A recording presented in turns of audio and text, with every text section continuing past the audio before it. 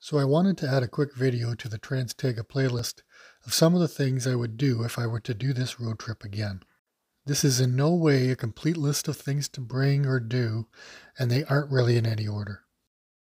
I have the entire list up here, so if you don't want to listen to my ramblings, you can just read the list and take what you want from it.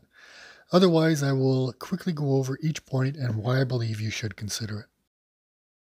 At the end of the video, I've included pictures of the information sheets for the James Bay Road, Billy Diamond Highway, Trans-Taiga Road, and the North Road, which I received from the check-in office at the start of the James Bay Road.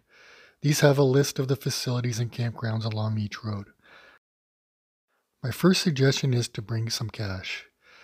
There were several points during my trip where, if needed, the only means for paying would have been with cash, like the campground in Radisson and Melanie's parents offering to sell me fuel and supplies. Another scenario could be if you were to have some mechanical issues and you were to get help from a local and you wanted or needed to pay them for parts or service, you would need to have some cash handy. Tires. One of the smartest things I did was to start this trip on some new tires. I rode over 4,500 kilometers during this trip with a healthy amount of different surfaces, including the 1,332 plus kilometers of gravel on the Trans-Taiga alone. I know tires can be a sensitive topic for some, so I will just say that I used the Hydro K60 Scout tires. I've used these tires in the past, and they handled all these roads fantastic.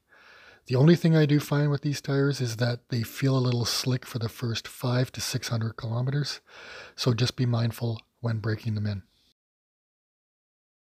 Third on the list is TransTaiga Only, and what I mean by this is unless you have between 2 to 3 weeks to explore this area, I would not try to incorporate a trip with the Trans-Taiga and James Bay Road trips together.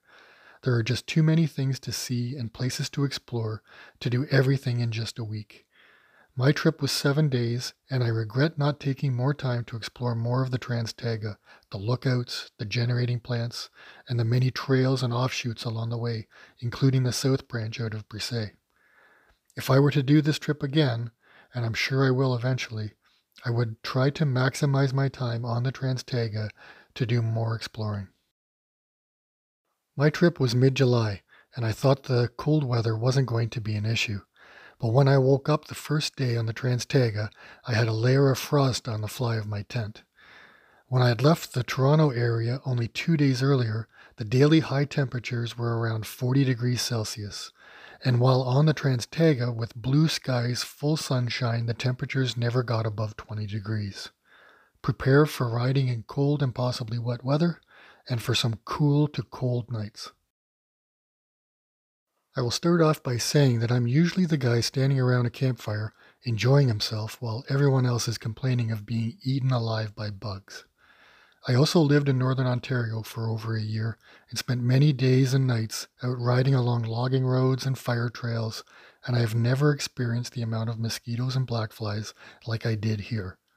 Even the night I spent in the Brisay lookout, the bugs were coming up through the floor and through the gaps in the door.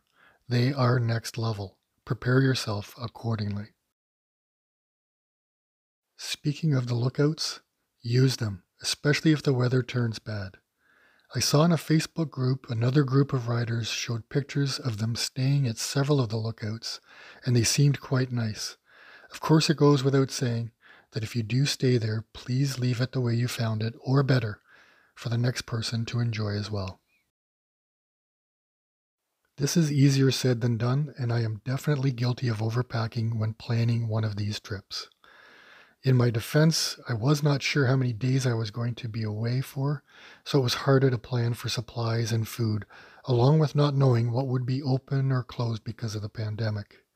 That being said, if I were to do this again, I would try to pack less and keep the weight down, making it a lot easier to ride these gravel roads.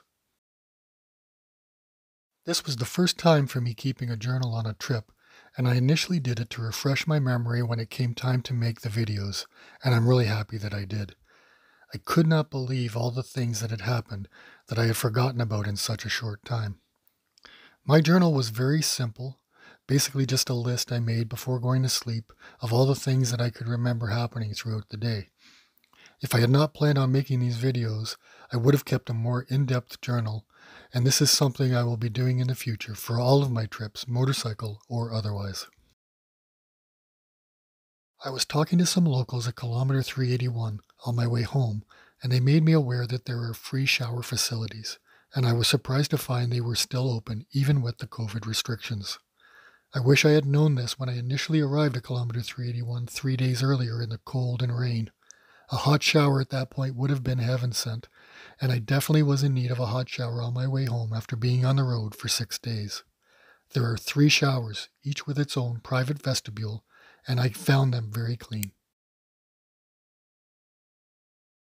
This is as much an ask as it is a suggestion.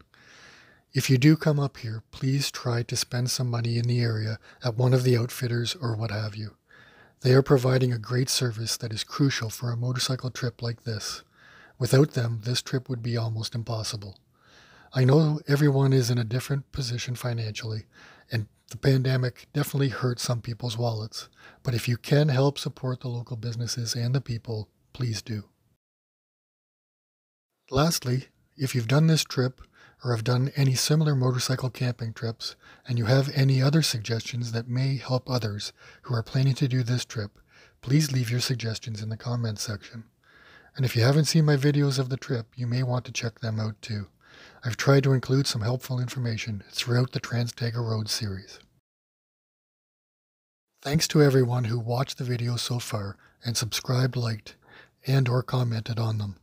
There will be another 2, possibly 3 videos of the rest of the trip, including some helicopter landings and takeoffs, bear crossings and encounters, and a look at the lookout at the LG4 power plant. So please stay tuned for that, and I sincerely hope that these videos help anyone else who chooses to do this North American bucket list moto camping trip in the future. Cheers and enjoy.